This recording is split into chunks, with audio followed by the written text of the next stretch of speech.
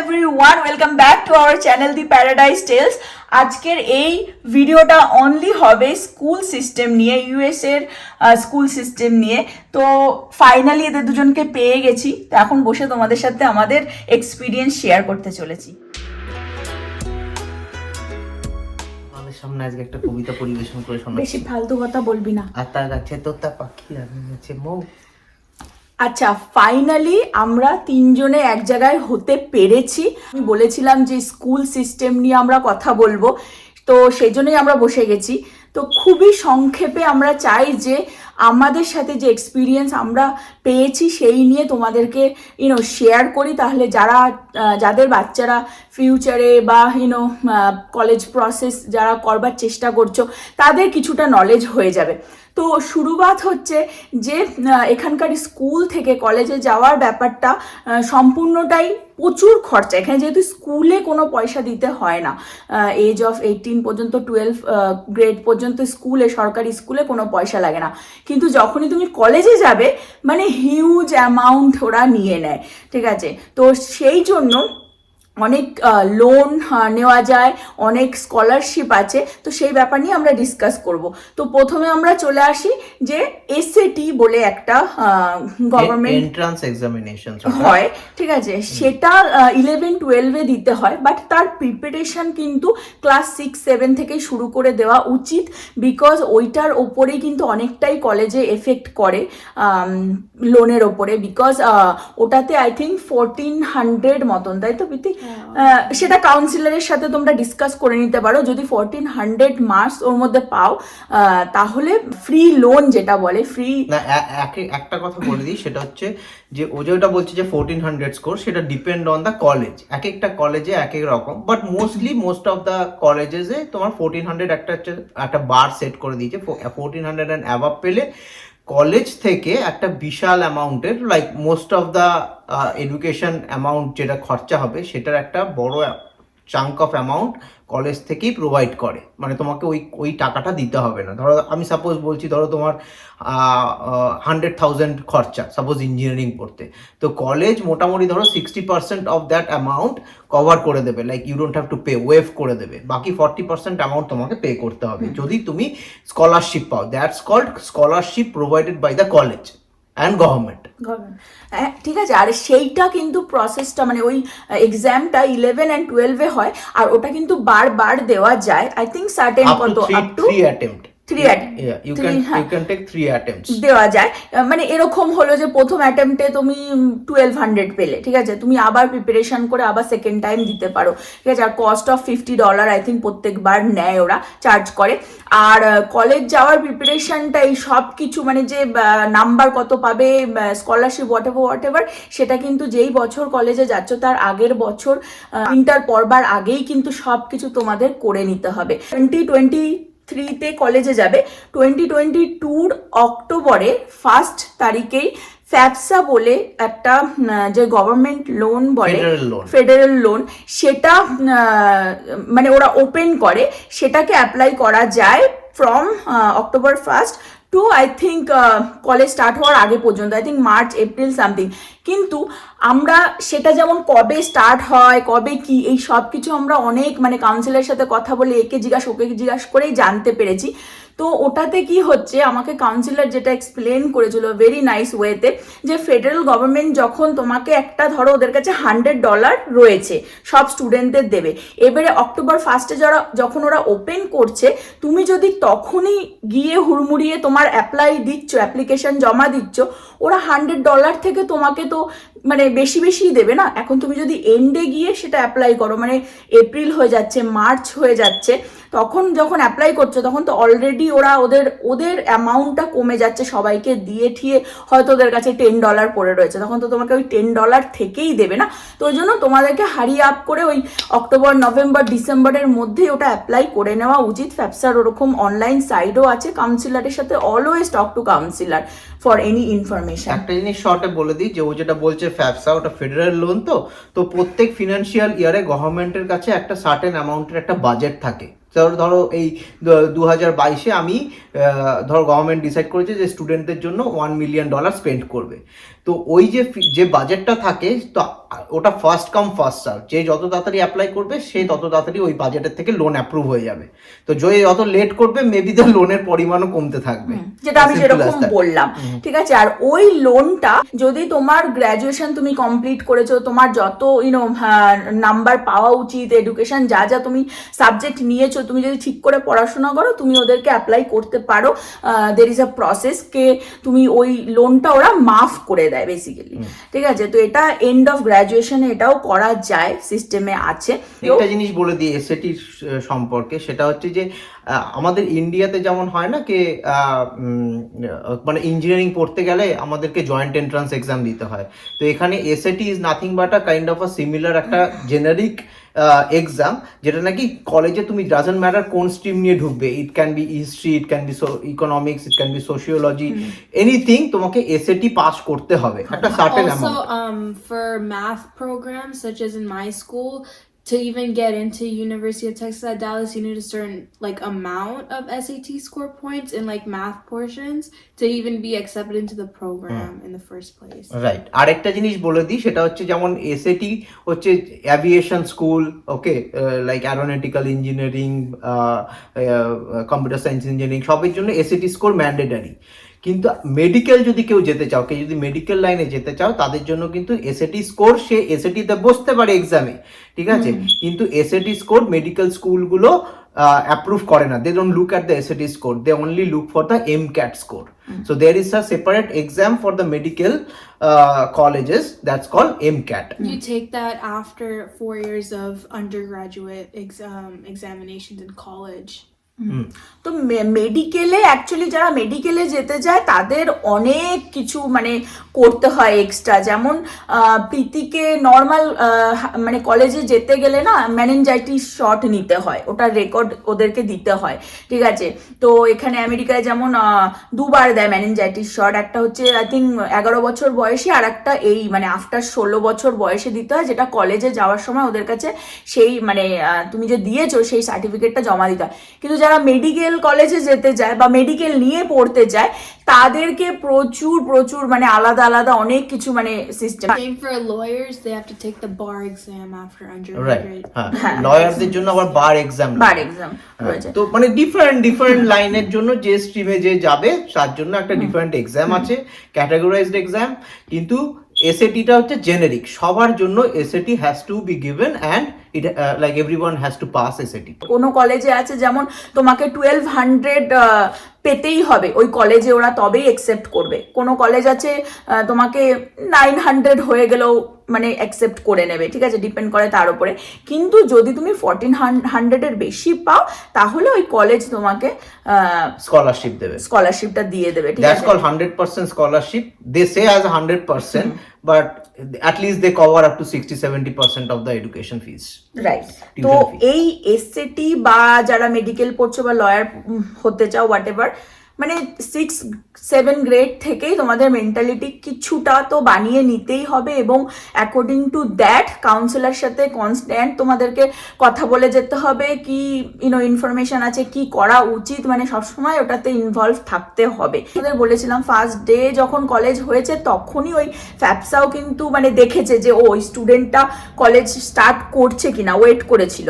তো college start করেছে, তারপরেই কিন্তু ওরা ওদের লোনটাকে অ্যাড করেছে, এবং আমরাও আমাদের একটা ফিগারে আসতে পেরেছি, ওকে আমাদেরকে আউট অফ পকেট এত টাকা দিতে Also হবে। with SAT exams, you also have to write a lot of essays, and you have to have a lot of activities as well as hobbies that you have to write about. So SAT is probably 50%, and the rest of the 50% is your interests, your activities in schools, and your personal stories that you write through essays. তো আরেকটা জিনিসও বলে দিই, সেটা হচ্ছে যেমন এগুলো হচ্ছে এসএটি স্কোরটা mostly like public colleges, private colleges গুলো তাই দেখে।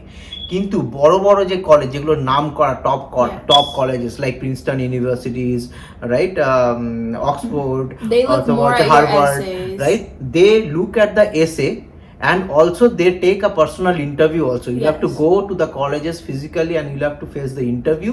If they like you, if they like your attitude, positiveness, then only they select you for that courses. That's mostly for international students. For us personally, they look through your essays and that's how they figure out if they want you in your university or not. Because if you have a decent essay and a good essay that shows part of your personality, where you come from, your background, then they'll have an idea of who they want on their campus, who they want to experience their culture with and share their university culture with. So if you don't meet those standards either, you're not going to get in even if you have a good SAT score. Right, আর একটা very important information, সেটা হচ্ছে আমরা যেমন টেক্সাসে থাকি, তাই তো, তা আমরা টেক্সাসের কলেজে প্রীতি যাচ্ছে, ঠিক আছে, এটাকে বলা হচ্ছে in state college, because Preeti also living in Texas and Right, this is good she information. is also going for a college which is located in Texas. That means the in-state student is going to the in-state colleges. So that's called the in-state tuition fee. So in-state tuition fee and out-of-state tuition fee are a hell and heaven difference. Huge Okay. difference. So suppose the in-state tuition fee per semester ধরো আমি বলছি suppose $15,000, সেটাই out-of-state tuition fee হলে ধরো at least $25,000-30,000, almost double. ঠিক আছে, মানে ধরো এখন বেসিক্যালি প্রীতিকে যদি টেক্সাস থেকে নিউ ইয়র্কে যেত পড়তে বা ক্যালিফোর্নিয়া যেত পড়তে, তাহলে ওকে মানে এর ডবল হচ্ছে টিউশন ফিটাই ডাবল হতো। হতো। And on top of that, you have to pay for dorms. ডর্মের rooms, টাকাটা সেম না, transportation, মানে yeah. টিউশন হ্যাঁ। ডিফারেন্ট, ডর্মের জন্য কোনো স্কলারশিপ কিছু নেই, ওটা সম্পূর্ণই out of pocket. Yeah. So সবসময় লাইক যারা যেই স্টেটে রয়েছে সেই স্টেটের কলেজে গেলে কম খরচা, বাইরের কোনো স্টেটে পড়তে গেলে সেখানে বেশি খরচা। হুম। এটা হচ্ছে আমেরিকান নিয়ম, বাট ইন্ডিয়াতে এরকম কিছু নেই, কিন্তু আমেরিকায় কিন্তু এটা একটা নিয়ম। আর আরেকটা লোকে করে, সেটা হচ্ছে মানে দেখা যাচ্ছে ওকে প্রীতি যেমন ছোটবেলা থেকে বলতো আমি ক্যালিফোর্নিয়ায় যাবো, ওর তখন ছিল, তো এবার যদি দেখা যাচ্ছে বাচ্চারা ক্যালিফোর্নিয়ার কলেজ যাবে, এরকম অনেক প্যারেন্ট করেও, যে দেখা যাচ্ছে এই টেক্সাস থেকে 1 বছর আগে ওরা ক্যালিফোর্নিয়া ফুল ফ্যামিলি মুভ হয়ে যাচ্ছে, বিকজ ওকে কলেজে ক্যালিফোর্নিয়ায় ভর্তি করাবো। তার কারণ 1 বছর আগে, বিকজ ওরাও দেখে না যে 12 প্রত্যেকটা আই থিঙ্ক স্টেটেরও এটাও একটা ব্যাপার আছে, সার্টেন অ্যামাউন্ট অফ টাইম তোমাকে ওই স্টেটে থাকতে হবে, রেসিডেন্ট হতে হবে। যে ক্যালিফোর্নিয়া কলেজে ভর্তি হতে গেলে সেই University কলেজের is at least requirement 4 years, I believe. না 4 না, years, I I think don't 2 think. years. টেক্সাসের Maybe, 1 ইয়ার আমি সেটা জানি। state এ এক এক রকম। টেক্সাসের 1 ইয়ার আমি জানি, বিকজ আমার একটা ফ্রেন্ড নিউ ইয়র্ক থেকে ও এসেছে, ওরা মানে ওর এটাই দুঃখ ছিল যে ওর মেয়ে নিউ ইয়র্কের কলেজে ফুল স্কলারশিপ পেয়ে গেছিল, যেটা বলছিলাম এসএটি থেকে যেটা পায় হোয়াট এভার, তো পেয়ে গেছিল, কিন্তু ওরা যেহেতু টেক্সাসে ওদের মুভ হতে হয়েছে 1 ইয়ার পর্যন্ত ওদেরকে আউট অফ পকেট দিতে হয়েছে, তারপরে ওরা কনসিডার করেছে যে ওরা রেসিডেন্ট টেক্সাসে। সবসময় লাইক কলেজের সাথে মানে যেই কলেজে তোমরা অ্যাডমিশন নিতে চাও সেই কলেজের কাউন্সিলরকে বা কলেজের গভর্নর অথরিটিকে তুমি কল করে একবার এই টার্মস অ্যান্ড কন্ডিশনস গুলো বা পলিসি গুলো জেনে নিতে পারো, যে কত বছর ওইখানকার রেসিডেন্ট হতে হবে ওই কলেজে অ্যাডমিশন নিতে গেলে, ইনস্টেট টিউশন ফি কত, out of state tuition fee কত, ডর্মের টিউশন ফি কত, মিলের কি প্ল্যান আছে, তো এইগুলো একটুখানি জেনে নিলে তোমার একটা আইডিয়া হবে যে ওকে পার সেমিস্টার অথবা annually I have to spend that much of amount and then you can financially plan for it. And depending on the school rank is going to depend on how much you'd have to pay overall. The better the school, the more you'd obviously have to pay.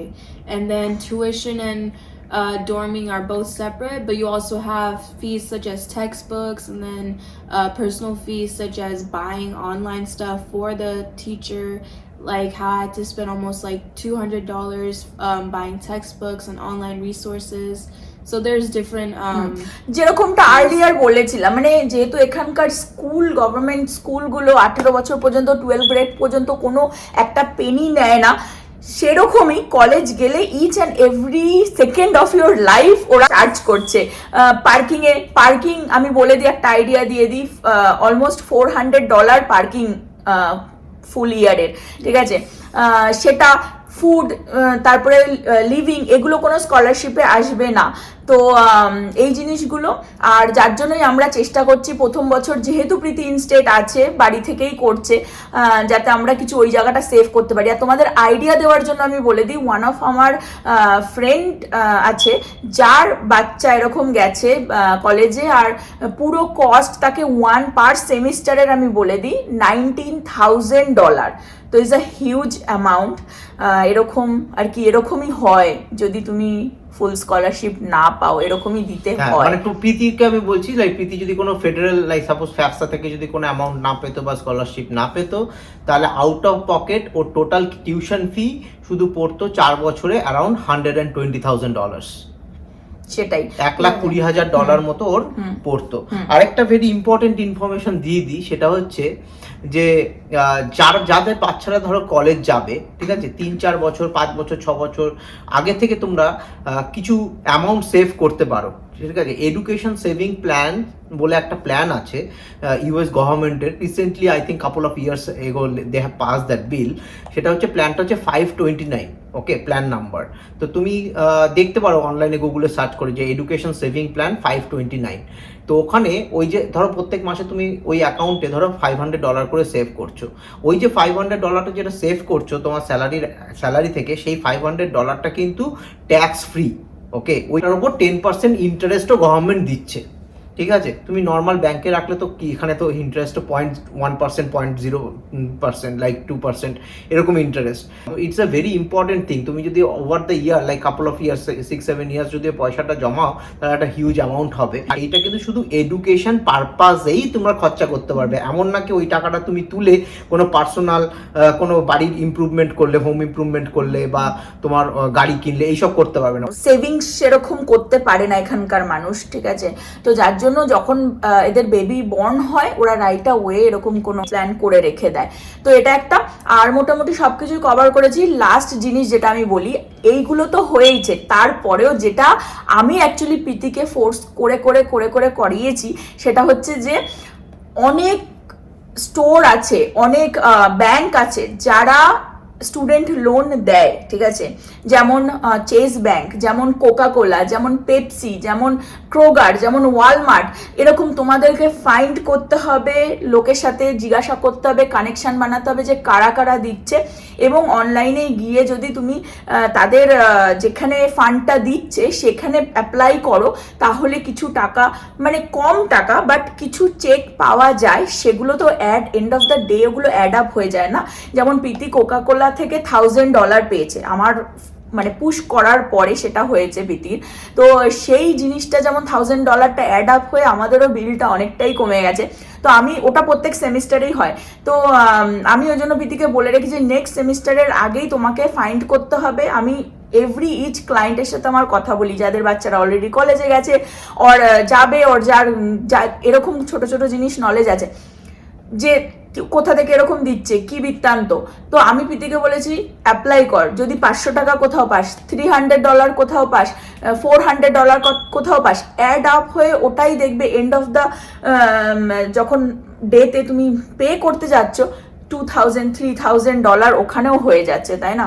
তো প্রতিটা এরকম যে বড় বড় company আছে তাদের কিছু NGO account থাকে, ঠিক আছে। তো ওগুলো ওই এনজিও অ্যাকাউন্টগুলোতে কিছু চাইল্ড ওয়েলফেয়ারের জন্য কিছু টাকা ওরা গভর্নমেন্ট থেকে পায়, প্লাস নিজেরা কোম্পানি থেকে কিছু কন্ট্রিবিউট করে। তো ওই টাকাগুলোর কথাই সঞ্চিতা বলছে, যেগুলো নাকি তোমরা অ্যাপ্লাই করতে পারো। ওরা চাইল্ড ওয়েলফেয়ারের ক্ষেত্রে ওই টাকাগুলোকে ইউজ করে। তো যারা যারা অ্যাপ্লাই করবে, যদি ভালো স্কলার স্টুডেন্ট হয়, they approve that money for their educations. আর আই থিঙ্ক ওদেরকেও তোর এসেটা পাঠাতে হয়, তাই তো? হ্যাঁ, ওরাও মানে বেসিক্যালি দেখে না, বড় বড় স্টোর অনেক বড় বড়, মানে তোমাদেরকে সেটা একটুখানি রিসার্চ করে দেখতে হবে যে কারা দিচ্ছে। এই হচ্ছে আজকের এডুকেশন সিস্টেম নিয়ে ভিডিওটা। আর এত মানে কম টাইমে এত কিছু তো কভার করা সম্ভব না। যদি কারোর out of this like any questions, কারোর যদি কোনো কোয়েশ্চেন থেকে থাকে, like always feel free to ask, মানে আমরা তোমাদের জিজ্ঞেস করো আমাদেরকে, আমরা অবশ্যই তার প্রশ্নের উত্তর দেওয়ার চেষ্টা করব। তো আশা করি তোমাদের এই ভিডিওটা আমাদের ভালো লাগলো, কিছু নলেজ তোমাদের সাথে শেয়ার করতে পারলাম, কিছু ইনফরমেশন দিতে পারলাম। যদি আরো কিছু কোয়েশ্চেন থাকে, আমরা অলওয়েজ এখানে আছি, তোমরা জিজ্ঞাসা করতে পারো, আমরা অলওয়েজ তোমাদের পাশে থাকবো অ্যান্সার করার জন্য। আর এই ব্লগটা এখানেই এন্ড করছি। তোমরা সবাই ভালো থেকো, সুস্থ থেকো, হ্যাপি থেকো। আবার নেক্সট ব্লগে দেখা হবে। Bye bye. বাই।